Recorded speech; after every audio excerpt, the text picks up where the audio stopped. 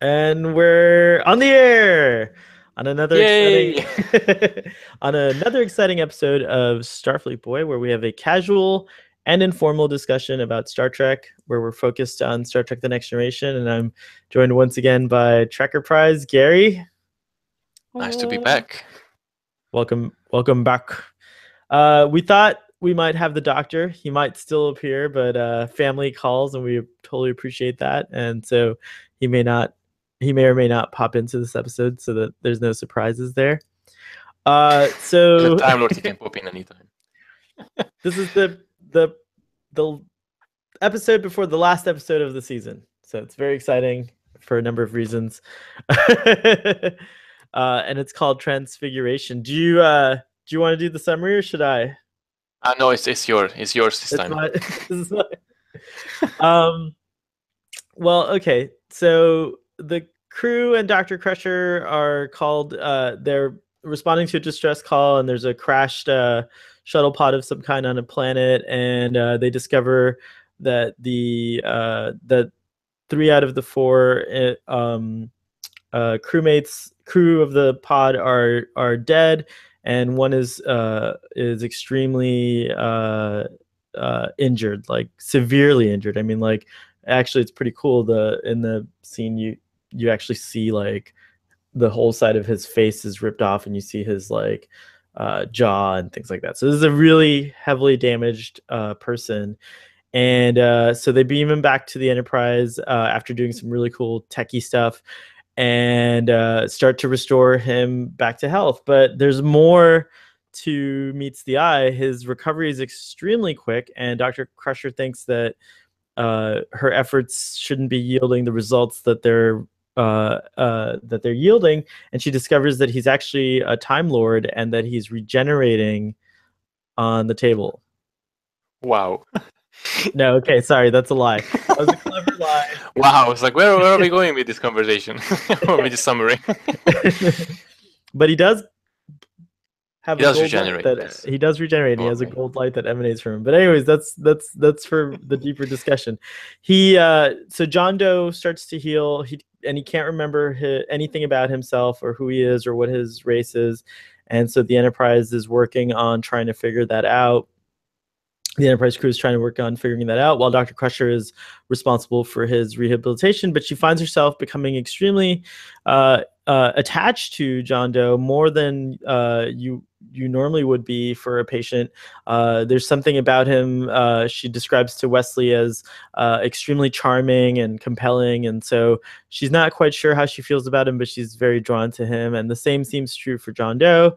Throughout the episode, we have some really interesting moments while we're trying to uncover the mystery of where he is, and finally, Geordi and Data, crack the code on one of his ship's computer components, and they're able to use some fancy computing skills to figure out where the shuttle pod originated from. And when John Doe is informed that he's going to be going home, suddenly his feelings and memories start to awaken, and he realizes that that's not a good idea, and he's resistant to it, but he still can't remember why. So the mystery continues. Finally, we encounter the Zarkonians. The Zarkonians. that's what their names. Yes. We encounter the Zarkonians. Let's go with that at the moment. And they inform Picard and the crew that John is actually a prisoner and that he's dangerous to society and that he must be killed. And when Picard and the crew, who are baffled by this because he's so amenable, then the Zarkonians get mad and threaten everyone by using some kind of interesting weapon which causes everyone to choke to death. John, meanwhile, has been going through a transformation where his body glows this golden light, and it has to do with the mutation of his cells. And everything comes to kind of like a head where, I kind of skipped ahead. Going back, he starts to exhibit extraordinary powers like healing Miles's arm that might have been broken, and then even bringing Worf back from death. Worf dies in this episode, and John actually brings him back to life. It's a big deal. Anyways, so the Zarkonians are afraid of him, but the crew of the Enterprise can't understand why, because everything they've witnessed about him is the contrary. So Captain Picard tries to stall and takes up the defense of John. But the Zarkonians are absolute. They start choking everyone on the Enterprise, and that's when John's full memories awaken, and he realizes who he is, and he starts saving everyone on the ship by emanating this wonderful healing gold light throughout the ship. And then he confronts the Zarkonians and evolves right before our eyes into the next plane of existence for this species. And it's like this, you know, basically a ball of energy. And then he offers this to the Zarkonian commander, but the commander's afraid and startled by all this and refuses. And then he says, "If you strike me down, I shall become more powerful than you can possibly imagine." And he influences his planet, hopefully, to evolve as well. I think that's it. That's it. That's the whole episode. So yeah. What were your thoughts about this episode? Wow. Wow. The silence from I don't Gary. even know where to start. I mean, yeah, John Doe as a character, he's kind of interesting. The the alien who doesn't know where he's coming from, and then he regained consciousness later by later. But then his like instincts are working as well. So every time when something's happening with him, he don't know why, or he don't know where is it coming from.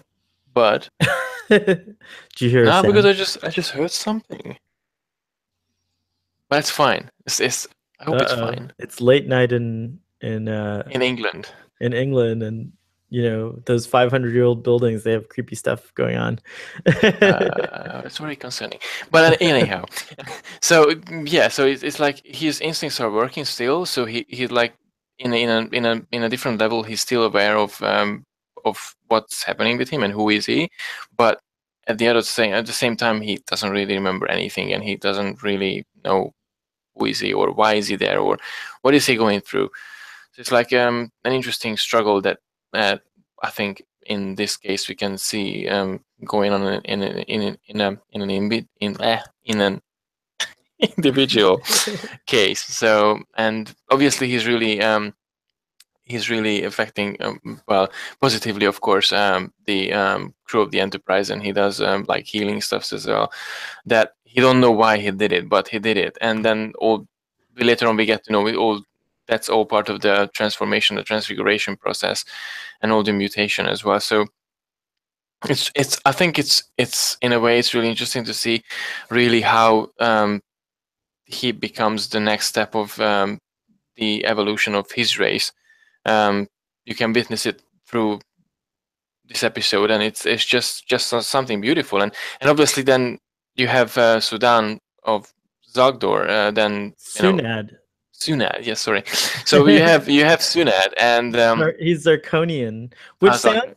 doesn't in or maybe I'm mixing it up, but isn't that the name of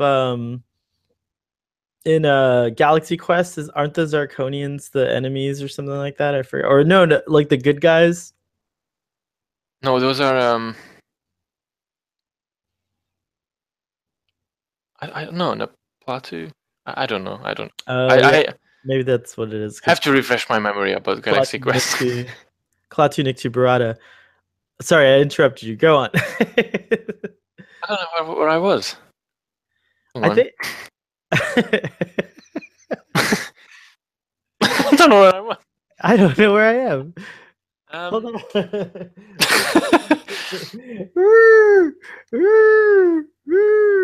Here, okay, so we've saved you. okay. Okay, well, I don't remember where you were either. What? Yeah, we've been talking about the regeneration Oh, and the Sunad. Sunad was evolution the. of. That's why. Oh, So and yeah, and okay, yeah, that was it. So he was basically afraid of the new. He really thought, okay, this is a threat against the race and against his people.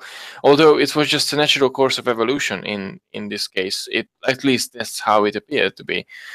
Obviously, there's going to be a long evolutionary process, but some But could people you will be. imagine? Okay, let's just say you are hanging out with one of your good friends, and she suddenly starts glowing from her chest and having a convulsion. and strange things start happening around her. Like it must have been really shocking for this society. Like what got them to treat these people as though they're fugitives? I think was not addressed in the show very well.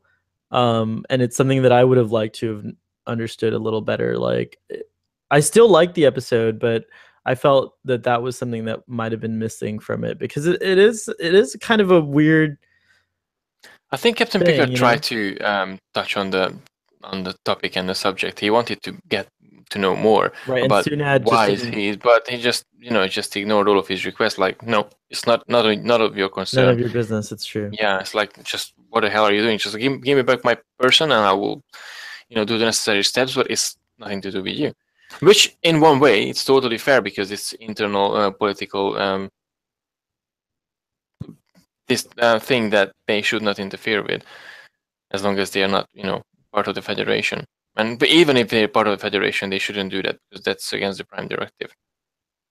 Yeah, I mean, Picard has that conversation in the ready room. I mean, the conference room with the team, and even though he agrees with Dr. Crusher, which, by the way, I really loved all the dialogue in this episode was some of the best, I think, to just like the episode's not very complicated, but I think there's a lot of great dialogue, and that scene stood out to me as one in which, Picard's trying to show that yes, he does care about John Doe, but that he has to consider the Prime Directive, and we have to remember also that the Enterprise is the furthest out. Its mission is to keep going further into uncharted, or like lightly charted, mostly unknown space. So when they encountered beings like the Zarkonians, they know of the Federation and they probably have had dealings with the Federation, but they're not super well known. So I guess there is an air of mystery to the Zarkonians, and they just don't want to be well known, as we saw. Like, they're a very closed society. But it is cool. I do love the scene at the end where Picard says that they feel privileged to be the witness to the birth of a new species, because that's really what's happening. In a morph suit. Yeah, it's like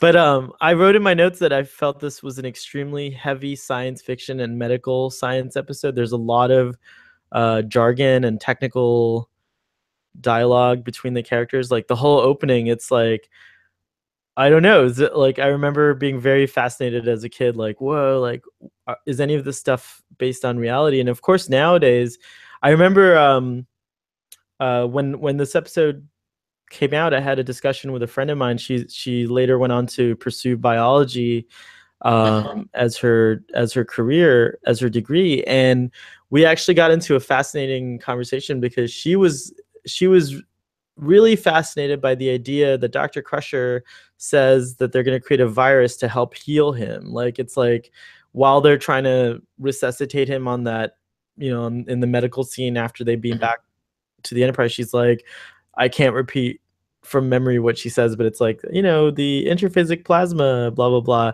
and all this stuff. And she says, we're gonna use we're gonna create a virus to do some sort of healing factor thing on John Doe, and she was so interested in that. And we were having a conversation more recently, and she said that, like, a lot of the things that resonated with her in Star Trek had to do with the hard science, like, and that even though it is mostly technical babble, it's not a lot of it's nonsense. There's a lot of it that's actually based on science, and they hire technical and scientific consultants all the time to come and help out with the script. So I wouldn't be surprised if, like, that were the case. And nowadays we're finding that a lot of there's a really great interview with LeVar Burton where he's talking about this at one of the comic conventions or something that I saw on YouTube, where he basically says, like, Star Trek really has been very important in dreaming up the future of technology. So the things that you see, like the pad and, like, the way they interface with the computer, are all now 30 years later things that don't seem like science fiction anymore. They all seem like very real to us because we all have these devices that resemble what you see in Star Trek. And not Star Trek alone, but at the time of Star Trek, there was so much technology on the show that inspired young engineers and scientists and things like that. And so you can see the influence on the modern day. And I love that kind of thing about it. And that's something about this episode that now watching it all these many years later, I'm seeing it. I'm like, wow, we really have come a long way in some areas. And like, as far as human, advancement is concerned, and we're not quite glowing gold and turning into beings of light yet, but we're certainly, in my own personal time, we've seen some pretty cool advances in medicine and technology in general. Yeah, absolutely, absolutely. And I've been reading articles as well because apparently they looking forward to develop a tricorder, a medical tricorder. So there's quite a big researches for that sort of era as well, and also warp drive. Just to mention something else, so that's been theorized as well, and it's not impossible to have one day. So it's like incredible. And Google Glass was first seen in DS9. That's right. Well, no, I mean, we kind of saw it in TNG in the episode where Wesley's playing that video game that he's addicted to. But yeah, that's true. But of course, Geordi's visor is also like a Google Glass. Another kind of interface. I mean, it's doing all kinds of things, including recording interactions if he wants them to, as we've seen on the show. So really amazing, but not surprising because the people who have gotten to dream up, well, Gene Roddenberry, of course, who's a visionary, considered a visionary. He's also considered a futurist because his whole mission behind Star Trek was to show a better how humanity could be in the future, like what we could look forward to if we apply ourselves and focus on the embetterment of humanity and every person, not just a few people. So absolutely, no, I totally agree. Totally agree with you and with Gene as well. Bless him. Yes, the great bird of the galaxy. He's still with us, still guiding us through. He's still there. Yeah, so I liked a lot of that stuff. The Neuralink was pretty cool. Oh yeah. So what was happening there was here's this, John Doe's in like terrible condition. He's dying, and so they use Geordi's neuro infrastructure and remotely line it up so that he can stabilize his heartbeat and things like that. So that was kind of cool. That I have to state that that makeup on John Doe in the very beginning, that was something incredible. I mean, that all the brain parts we're seeing, and all the jaws and the teeth and everything. So that the well done for the makeup department, because that's something, wow. By that time, I think that was something really big. Oh yeah, there you go. Yeah, for the audience that is watching us on YouTube, it looks like a behind-the-scenes photo from Next Generation. You can see here, as Gary referenced, like, it is pretty gruesome, although it was done very tastefully. And I also noticed on the remastered version, it seems like the background of that crash land site was different too. But anyways, there's definitely exposed brains and teeth, and it shows what a genius Michael Westmore. Did I get his name right? I think yes, absolutely. Michael Westmore, the makeup artist genius behind Star Trek. There's a cool one of the commenters on our comment section. He presented a link to a feature, an interview with Michael Westmore that I haven't finished all the way through, but it was pretty compelling to start with, and if I didn't have to go to work, I would have totally watched it all. I remember that. I saw that on Twitter as well. Yeah, that's where the exchange was. It's all timey-wimey, wibbly-wobbly for me. I can't remember. I know where everything is these days. It's a lot to keep up with for this old Android over here. But that was another thing that was really great, was to see his different stages of healing, and then he, they reattach his arm, of course, and I like the set with the lasers reactivating, and then the muscle. There's a lot of medical technology Oh in yeah. this episode. Actually, I'm realizing how much of a showcase it was about what the future for medicine could be like. But anyways, they had the muscle stimulation things, and of course we can imagine those work with something kind of like Bluetooth nowadays, and she's probably just like, sending signals from her iPhone. It's awesome. It's like, which she doesn't have. She has a pad. The Yeah. personal access, is it personalized access device or something like that, or I forget what its pad stood for. Um, I also wrote a note here. What did you think of the scene where Wesley and Beverly? Beverly are having a discussion at dinner? Do you remember that scene? Yeah, I do. I felt kind of Beverly had a crush on him, not on Wesley, obviously, on John Doe. So Yeah, he that was was she was expressing actually her feelings, like she liked him, obviously, but then Wesley pointed out, it's like, well, there's more, just just an admiration towards the guy. it was a really cute scene. What I mean, of course, there's all that in there, but just the way they're talking so naturally with one another is such a like refreshing thing to see Father between. son. Yeah, and we have to remember now, it's kind of cool because we're actually seeing, I think it's funny because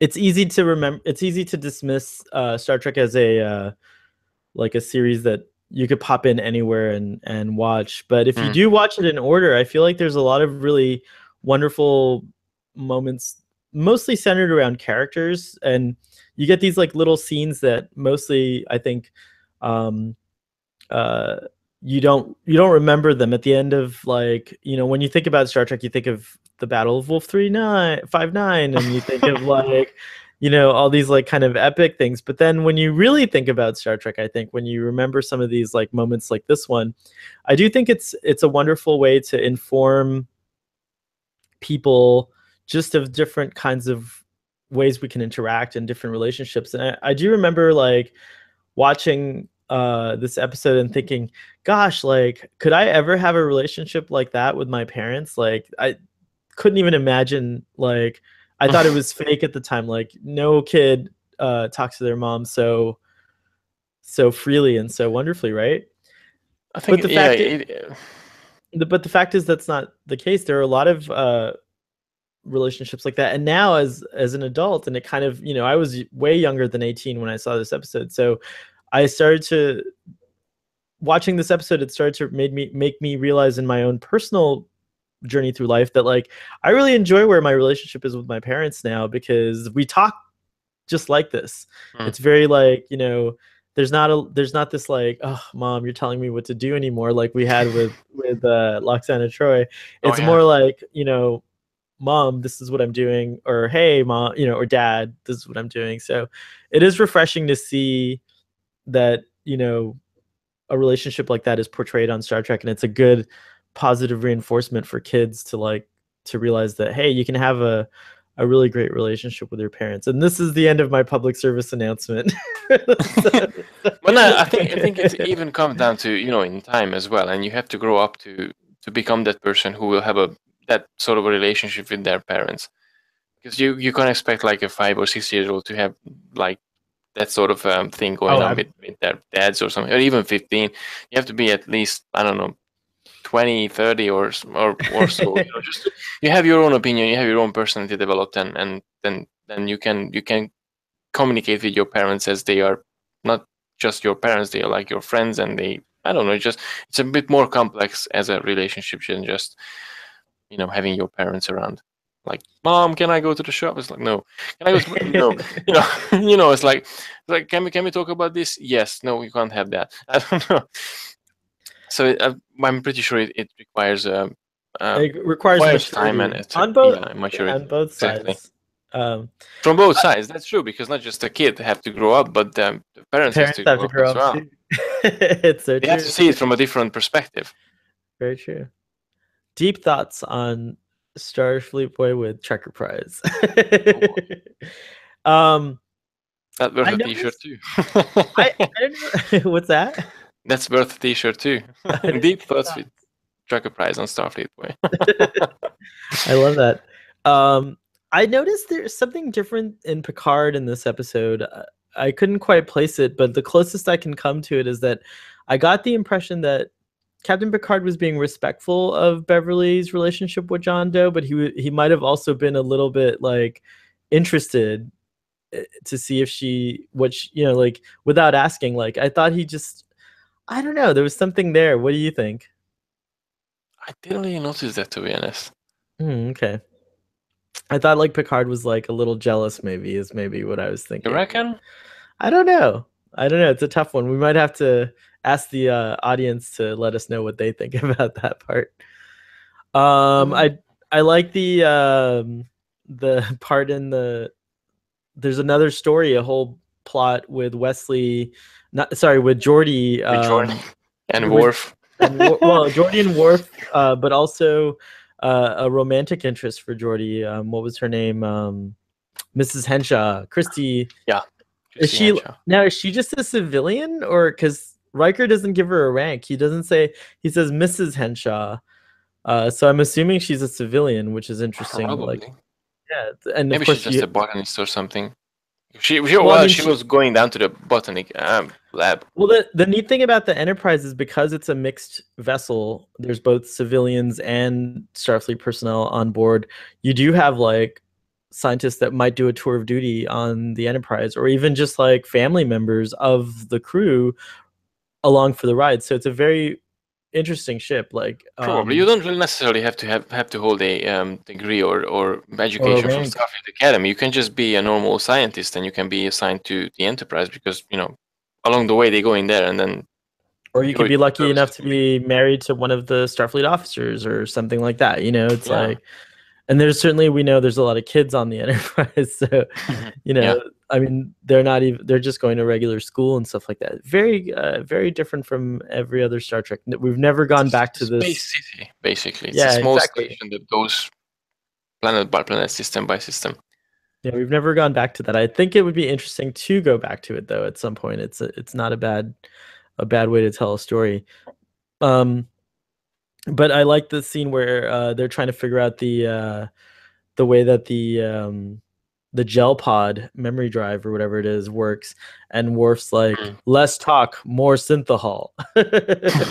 Oh yeah, he was so upset at the beginning. He's like, "What the hell's going on, guys? We came here to relax." And then Geordi suddenly just, "Yeah, you're right. You should have something to take care of." It's like, "Oh, I think we need to devote a little bit of time to something in the episode that's just a teeny bit disturbing. yeah." And I'm gonna pull it up right now and share it with the with the audience if I can. Here, hold on. Let's see here. And there's got to be a good picture of of this horrifying thing. Oh, what? What is One that now? second. Now, oh, here we go. I found one. Okay, this will be a good thing. All right, so I think we have to devote a little bit of time on the show to talk about John Doe and his outfit that he's wearing, Oh, what's wrong which with his outfit? it's It's just a onesie. it's a little bit too tight for my comfort and a little bit too form fitting. I think we saw a little bit too much of John Doe, if you know what I mean. Oh, I see. Okay. But I mean, whatever. Future fashion's really weird. On the one hand, you have some things that are really cool, and then on the other hand, everyone's wearing a onesie, or they call it a spacesuit. Yeah. I Well, think we that's kind of all remember T'Pol and T'Pol. Yeah. his or Seven of Nine. I mean, personally, I enjoyed some of the way that the outfit contoured, certain features of this performer. But at the same time, I'm like, would people actually just like walk around wearing that on in the future? Like, it just doesn't seem. I don't know. It's a little cold on a starship. Like, I mean, I think it's something similar. They wore something similar in the motion picture, the first feature movie. You're right. It was a little If you less. remember, I don't know, but the it material was a bit was more different. loose, but It it was still quite tight. um, yeah. So I think sometimes Star Trek: The Next Generation just totally misses the mark with costume choices, but at the same time, it is it's very. I do remember the same female friend who went on to be a biologist. She was quite taken with the the John Doe character as well. So maybe something to do with it was that you could see that he was pretty fit under this outfit. Have you ever seen? You go to conventions quite a bit. Have you ever seen anyone cosplaying as John Doe? Has that ever come up? Or No, I don't recall anyone. They usually, and even when I saw them on YouTube or something, but then they just, well, rarely. They don't do like honorary characters, let's say. They do the Mud Womans, they do Mud, they do obviously the main characters. I saw a really good cosplay you never once. I think saw it an was Okana? Like no one ever dresses like Okana. No, Okana. no, not an You Okana. could pull off. You should do Okana as a But I as a have to have cosplay. I have to grow my hair a bit longer. A little But yeah, bit, not too much. You could do maybe, and I have to the build up outright. my physics as well because I'm not as good with medicine. But but I saw Vidians once. I saw Talaxians. Oh, Do okay. you remember that? I think Antidians from the The earliest Salayans episode. and the Antikins. I think you told me about that. The Yeah, dog-looking kind of. no, the other one, Thing. the fish creature. The Salayans are lizard Uh, creatures. I Oh, the think Antidians, the ones that. Oh, the in that other. Antidians. Right, Yes, that you're Worf right. stole You did admired say in that. season two. I thought you So meant Antikins. yeah, I saw that, and I even saw someone cosplaying a dilithium crystal. Ooh. Did they have did the Antidians have the fishbowl that they like like remember? Yeah, yeah, it Oh was wow. it was really cool. It was really cool. But no one really cosplayed anyone with latex apart from 7 of 9. But yeah, So okay, so what did I you saw think a of drag. I saw a drag queen once as Oh. Laxana Troy. Oh. Yeah, that was Oh, kind of interesting. that is pretty cool. Oh, I'm dying to go to a convention, and one day I'll make it to one. It'll be super fun. Now you're going to a few conventions this coming Oh season. yeah, I am. Yes, just on this month, the end of this month, I'm going to London Film and Comic Con, and on next month there will be another Star Trek event from in close to London actually. I think it's one of the oldest UK podcast, Trackmate, that they do their first convention called TrackOn. So I'm actually going there. It's gonna be really interesting as well. So, but that's next month in August. So yeah, I'm privileged. Let's say I can go sometimes, but it's rare, Well, especially Star Trek ones. we look forward to seeing your updates and stuff. I always have a fun time when you go to the conventions. I vicariously feel like I'm there with you. It's cool. Nah, definitely, it will be there. So the score for this episode was pretty cool, and it was I sensed especially in the scene where he heals Miles, I sensed a little bit just from the way that it sounded Dennis McCarthy, and sure enough, it is him scoring here. Definitely. I think Mm-hmm. I'm pretty sure it's him. Ooh, wow! Just heard music. It wasn't me. Really? I didn't do anything. You didn't hear that just now? It was like tuk tuk tuk tuk dun dun. Tsh. No. Oh wow, it might be. It might be one of your neighbor. No, it's like a pre-recorded thing. It was pretty cool. It's probably something that's happening on my web Oh, browser. maybe one of the web browser, yes. Oh, that's so weird. Audience, I'm hearing voices. Oh, here it is. That's what it is. Okay. Algonians again. There you go. It's totally in my mind. I've never lost it. Some of the other scenes with Worf and Geordi we were talking about, which were interesting earlier, were the just Worf's idea of how you should, court a young lady versus Geordi's. That was hilarious. I mean, Worf teaching Geordi how to date when he can't get a girl. And he's When like, he's you like, you have must to learn a lot from me. It's like, from you? Little? Really? I mean, you got turned down by Kalar. But Worf before. doesn't think of it that way. I think he thinks like, there's no woman on the Enterprise that's capable of handling a Klingon, so he doesn't even try to date. And I'm pretty sure if he would go for dating, he would be more like as a conqueror, because Klingons are warriors, and he's a warrior. He's a warrior, He wants to conquer. But he was successful with Kalar. Well, yeah, sort of. He was. I mean, And even he had a thingy going on with Deanna Troi. That's true. And then he got together with Jadzia Dax. That's true. So Worf is quite the ladies' man. Well, not as like Captain Kirk. But yeah, Worf definitely has a couple of like, I was actually thinking, it's like, why are you teaching Geordi? But then Geordi became really extremely confident, actually, after this encounter with John Doe, which is also an interesting idea. How the character changed, because Geordi had a lot of problem with ladies before. And it's interesting in the show, it's just like a flip of the switch because of this encounter. And now I don't think Geordi goes back to the old way. I think from now on, if I recall, Geordi's a lot more confident in general. So I wonder what's really happening there. Like, is the show trying to say that like somehow the whole crew evolves, It's like, I think no, it's interesting, because at the end of the episode, when Geordi woke up to John Doe and he said, it's like, I don't know what did you do, but since our encounter, I'm feeling more confident, and you just gave me so much. And John Doe said, okay, I didn't give you anything. I might just help you to find that you already had.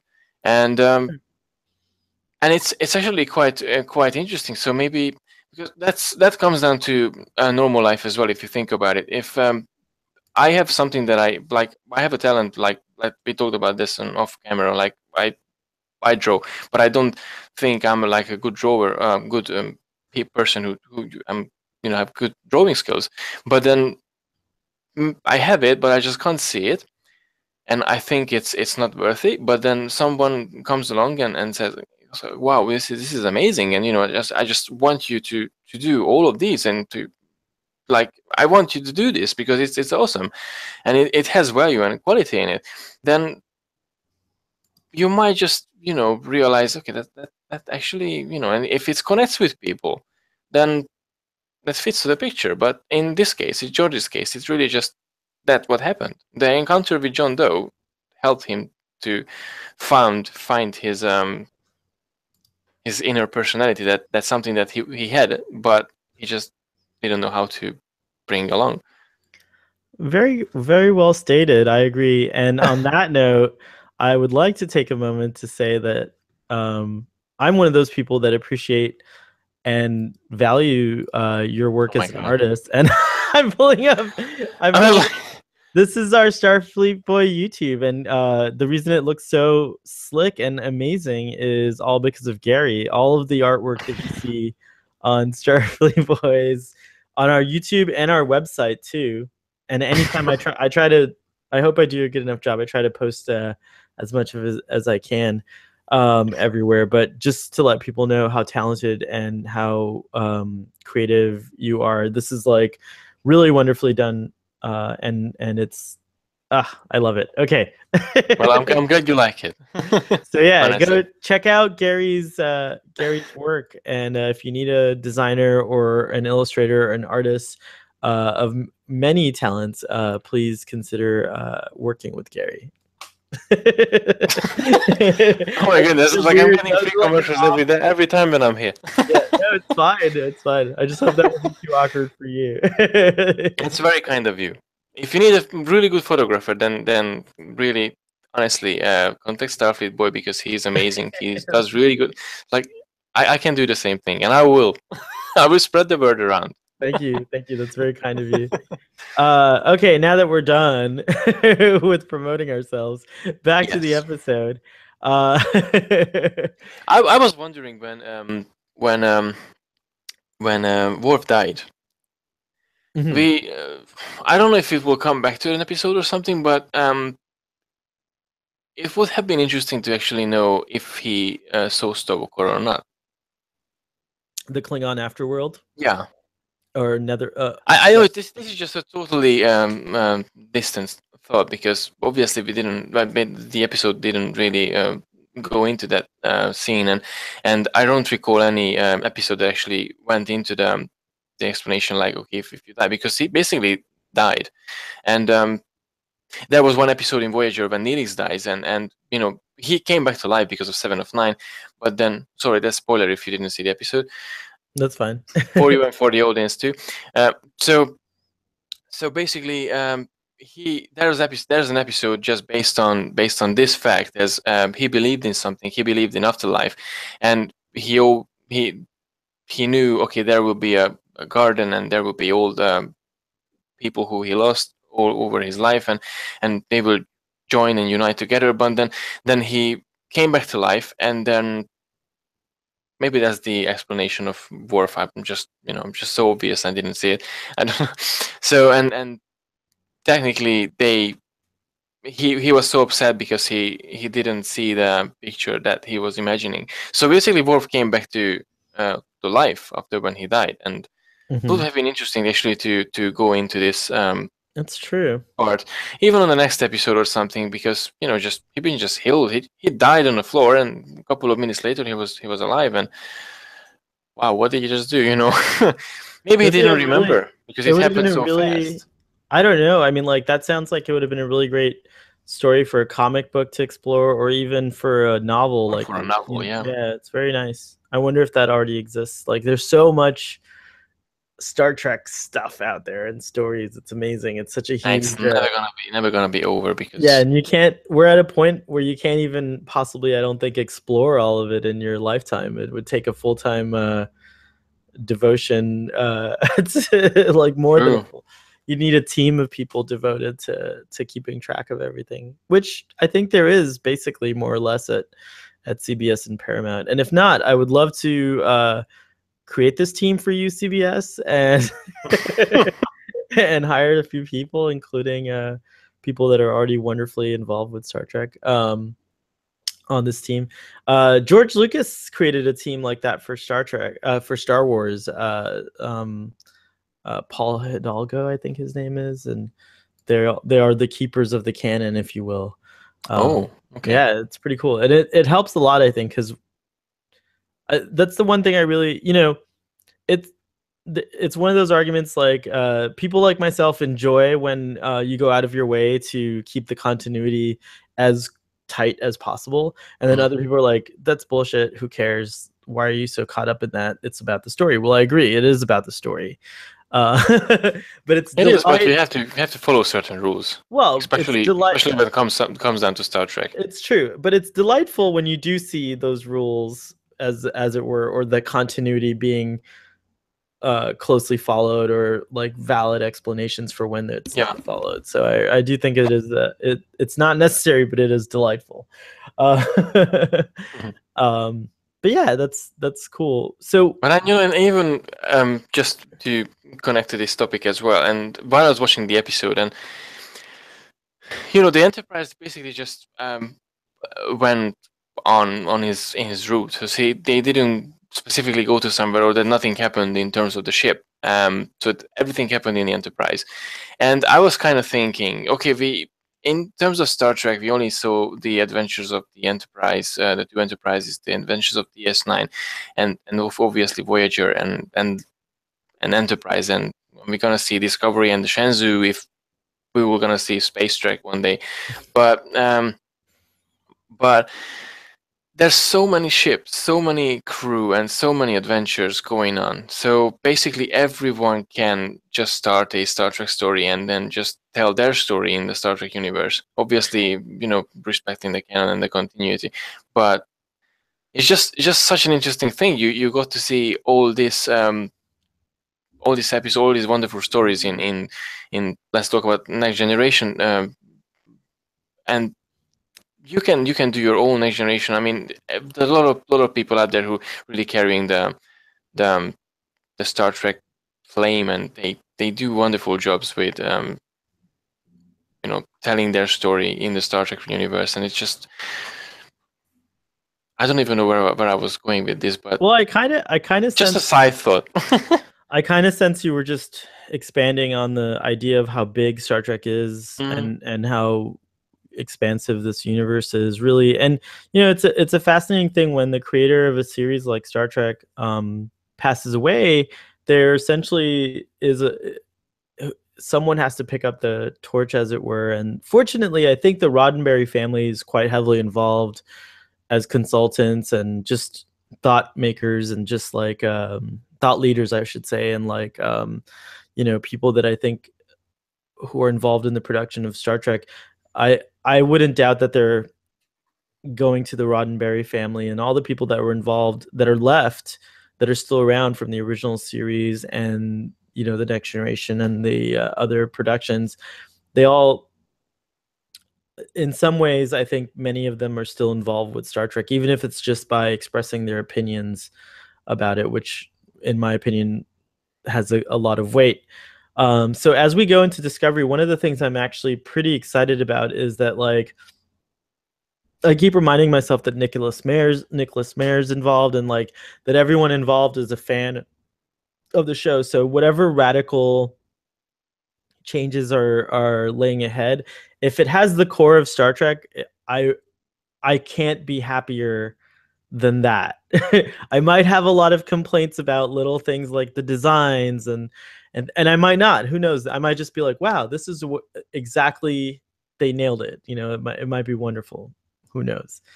But I'm pretty sure it will be lots of debate and lots of different opinions about Star Trek Discovery. There already, for sure, there already are. There's a huge schism online. I got into an interesting conversation a couple times online, and I was like, whoa. But yeah, I'm kind of sad they didn't approach Brennan Braga, or even Rick Berman. Rick Berman was, the second in command while they doing Next Generation, and then he took over the whole franchise, and I think he did a wonderful job. A lot of people used to hate him and disregard him, but I think he did a really good job keeping the original Trek flame alive, and just carrying the Roddenberry vision. It was a difficult thing because up until whenever Gene Roddenberry's involvement started getting less and less in Star Trek, which I think is around this season, the show in a way is being, like I said, the torch is being passed. When the creator of Star Trek, who was such a person who believed in like equality and everyone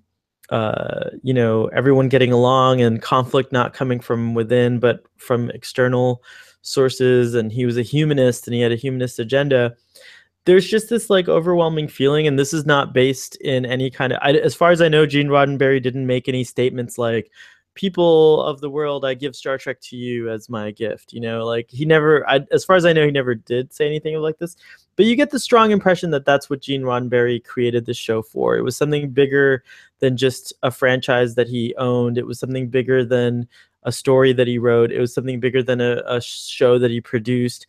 It was something much bigger than that, Tim. It was a way to tell a story about humanity and what we can achieve. And I know I keep hammering this in, but I feel truly that that's what Star Trek is about. So when I look at like the different iterations of Star Trek, and as much as I may be a nitpicker about it, if it stays true to that, like if Star Trek, it feels more about humans at their best than conflicts and unnecessary violence and just gratuitous adventure.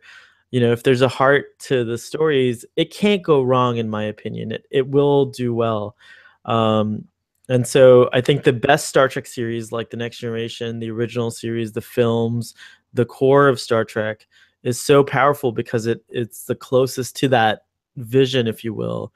And Deep Space Nine, I think, is exemplary. And I do agree that it's a shame that if what you're saying is in fact true, where the producers of the new series didn't even like invite them to the party, so to speak. The people that worked on the previous Star Treks. I think that would be a true shame, and then I would see. Well, so far as I know, they've never been approached. Yeah. But that would be interesting to find out. I don't know. I don't have I haven't looked into too much news. I'm trying to stay open-minded and not and not expose myself to too many things. But that would be interesting to me to know, how much did the new producers honor or even just talk to some of the folks that worked on the films before and the TV shows. But again, they don't have to, that's their prerogative. They're the new showrunners, the new bearers of the torch. But it would be nice to hear that they did do it. Well, I guess we have to wait and see. Exactly. September is not so far away anymore, so hopefully. No, it's true. All right. Unless if they change the year for 2018 instead of 2017, that still can happen. It's totally true. If there's nothing else about this episode that you have to say, there's one thing that I noticed, and that's just like a behind the scenes thing that I just I never looked because it didn't really show in the HD version, the normal version, just in the remastered one. When they're in the conference room at the very end of the episode, when they had this whole conversation with John Doe and Beverly and Data and Geordi, the fabric, the space fabric, you can see where it was folded. I know, that's terrible. So I don't remember that in the original. and even it's you can see the light is coming. Have you seen on Halloween, like some people will wear that, just the green, like the green outfit. It's like a full body covering like of spandex. Have you seen this? That's what it is. It's just a white version of that, I feel like. Or they might have been green and they chroma keyed it to white like that, or white and gold or whatever. But yeah, it was not very impressive. It wasn't really. And at one point I was actually waiting for John Doe, grabbing the window from outside. I mean, just grabbing because there's no mirror. No transparent aluminum. As we know it from Star Trek 4. No, it was a little bizarre because it's so recognizable what he was wearing is just a onesie. I think that they could have I would have liked to have seen, since it was remastered anyways, and I think I remember vaguely, I remember reading that when they're remastering, it's a fine line because they want to be respectful to all the original effects artists that did the show, so they don't want to like completely like up, because imagine like with CG technology being what it is, like you could really enhance the effects. I mean, the Enterprise sometimes they could make the action scenes a lot more dynamic and fast paced and things like that if they wanted to, but they're respecting the original art form, I would say, and I think I like that. But I think this is one situation where I would not, if I were one of the original effects artists that did the show in its original run, I would approve 100% of an upgrade to the John Doe ascendant body. I would have liked it if they did like not have the cool jumpsuit, more of a suit, more of a suit, like or a something. CG character would have, like Dr. Manhattan, but gold would have been really wonderful. Did you ever see? Can't remember the name of the show. The Watchmen. The comic book, The Watchmen. Oh, cool. So you don't know who Dr. Manhattan is? I'm gonna have to pull up a picture for you. This is from something totally different. Is that the guy with the hat and the raincoat? Not raincoat. It's like a trench coat. But that's correct. I remember seeing the poster, but I didn't watch the movie. Yeah, it's a pretty cool movie. It's like very dark. But here's here's Dr. Manhattan. So imagine like the John Doe would have like looked like that, but gold or whatever, So interesting stuff they could have done. But at the same time, I do like that the remaster isn't like a reimagining of the special effects. I do like that they're trying to just enhance it for HD to make it look better. And it does actually, by the way, since we're on the topic, the Enterprise looks gorgeous, like the level of detail and everything that you see with the new remastered version is beautiful, in my opinion. Yeah, she really is a beautiful ship, and with this imagery, it's just wow. It's just wow.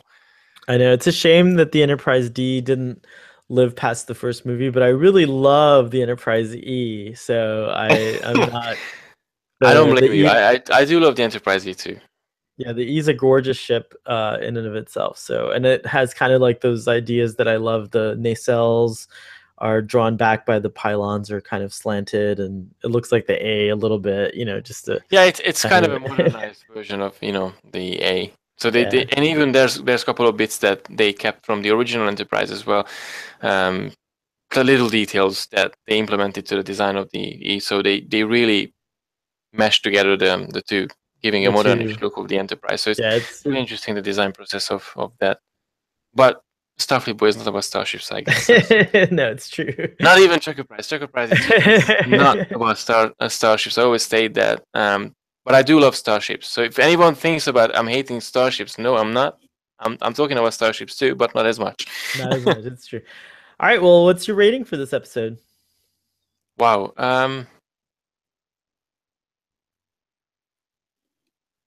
I'll give a 9. Oh wow. I'll give a 9. Yeah, I don't really see any big major issues with the episode itself. Um, I think that's just a backdrop, just a star backdrop. That's the only thing that. But that's not really something that that I wouldn't even notice it at the beginning because I didn't. But yeah, a good 9, a really strong 9. I'm pretty close to you. I really appreciate this episode too, and I liked again that it's a return. It reminds us not a return to, because Star Trek: The Next Generation does this often, but it is an episode about exploration, an episode about something new, like a new species, and ideas and concepts that we don't see often. So I'm gonna give it an 8.5, Wow. only because there were just a few things that I felt could have been expressed a little bit more. I would have loved to have seen something more of the Zarkonian life or story, or just a little bit more about the prejudices that the people have against the evolving Zarkonians. And um, although the plot device of having John Doe loses memory doesn't allow for it, it might have been interesting to Mhm. have a few flashbacks or something. So just close, but an 8.5 nevertheless, a very high rating. Yeah, it is. There's a couple of behind the scenes. I know the doctor is Oh not here. yeah, the doctor's not here, so if you would Uh, be so kind, that would be great. well, this is also from TrekCore. So they state the episode was originally designed to be a love story for Dr. Crusher. However, that idea would have to wait for season four's The Host, which is totally totally understandable. At the beginning, when I thought about the Transfiguration episode, I thought, okay, this is the sort of episode when she gets involved romantically with the secondary character. Um, the other bits, it says newcomer director Tom Banco previously sold scripts to Magnum PI and The Fall Guy, as well as the directing as Kojak and Battlestar Galactica. Hmm. There's the shuttle pod Albaz was previously seen in Times Square and further featured in The Descent. Motor assistant bands were seen again in the Ethics, and I think in the Realm of Fear or something, that was an episode too. Oh, Um, so that yeah, that's the band basically that he was wearing at the beginning to help him walk. walk. Yeah, and the last bit that it says the last scene where John Doe evolves was done live with no special effects. Actor Mark Lamura donned a fluorescent orange suit which glowed, and a special film used as required little touch up. So it was literally no special effect. That's interesting though. That is very cool. Hmm. Well, it's the suit. He's wearing He's wearing that suit that just the onesie. did it glow. So it's just they just made a little glow and that's it. Done. Sparklers and butterflies, and you have a magical evolution. That's pretty funny. Huh. Well, I think anything else interesting out there on the webverse? Webverse. No, I don't think so. I know that the actor who plays the captain on the Zircon, what is his name again? Sand Uh, Sunad? Sunad. He's His name. he comes again in Charles Enterprise. Dennis. Charles Dennis. He comes back to Star Trek in Enterprise and maybe even on Deep Space Nine, but I'm not sure. Ooh, let me just check. I'm pretty sure that's the case. Oh, he's actually quite established person. I mean, he has writing credits, directorial credits, producer. He has one in soundtrack as well. He's in. Well, there you go. Cheers to you, Charles Dennis. Star Trek the video game. Actually, he voices Surok. And here he is, Chancellor Trelite on Enterprise. Oh yeah, The Crossing. The Desert Crossing episode. And what else? Oh yeah, nothing else in regards to Star Trek. Interesting. Very interesting indeed. Well, I think we've exhausted this episode. Gary, what do you think? Yeah, I think yes, we did. We transfigured ourselves as well. Yes. I wish we could transformed. Did I ever mention that I love that you beam into your introduction video on your YouTube? That's a cool effect. I'm not sure, but that's pretty awesome. I totally forgot about that. I should do it again at one point. I don't know if you're willing to do this, but I would like to be beamed in at some point as well. It's a neat trick. So if you want to help me figure it out, we'll do that offline. Yeah, we do it offline. Yeah, absolutely. Awesome. We'll live long and prosper, and we'll see you next time.